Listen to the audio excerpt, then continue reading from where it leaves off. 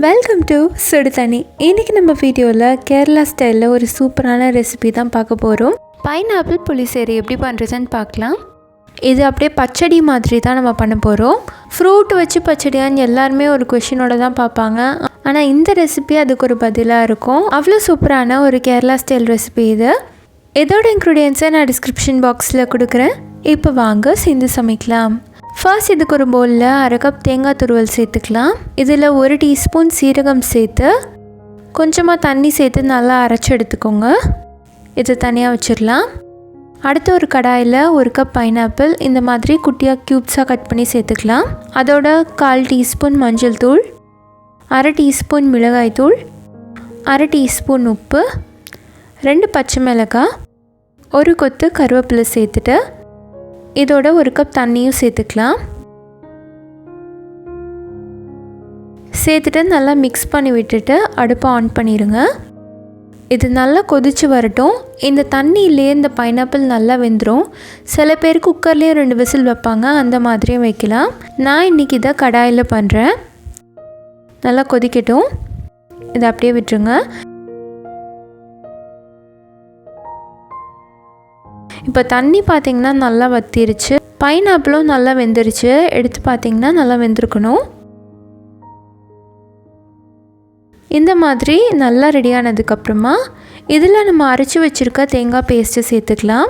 கூட கொஞ்சம் தண்ணியும் சேர்த்து நல்லா கலந்து விட்டுருங்க.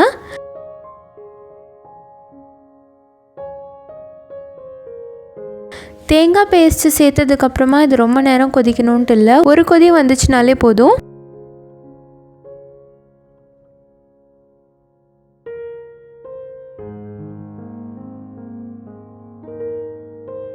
இப்போ இது கூட 1/4 கப் தயிர் சேர்த்துக்கலாம்.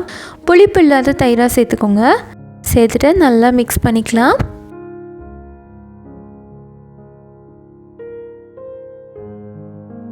இது லைட்டாக ஒரு கொதி வந்தால் போதும். இதை ஆஃப் பண்ணிவிட்டு நம்ம தாளிப்பு ரெடி பண்ணிடலாம். இன்னொரு பேனில் 1/2 டேபிள் ஸ்பூன் தேங்காய் எண்ணெய் சேர்த்துக்கோங்க. இதில் 1 டீஸ்பூன் கடுகு, 1 டீஸ்பூன் உளுத்தம் பருப்பு, இது நல்லா பொரிஞ்சதுக்கப்புறமா இதில் 2 வரமிளகாய், 1 கொத்து கருவேப்பிலை சேர்த்துட்டு நல்லா வறுத்துக்கோங்க.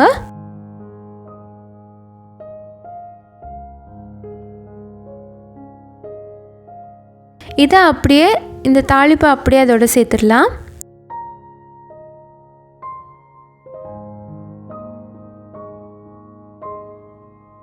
அவ்வளோதான், நம்மளோட பைனாப்பிள் புளிசேரி இப்போ சூப்பராக ரெடி ஆகிடுச்சு.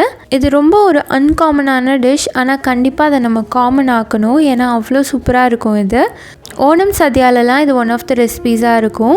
உங்களுக்கு இந்த கேரளா ரெசிபீஸ்லாம் ரொம்ப பிடிக்கும்னா கண்டிப்பாக அதை மிஸ் பண்ணாமல் ட்ரை பண்ணி பாருங்கள்.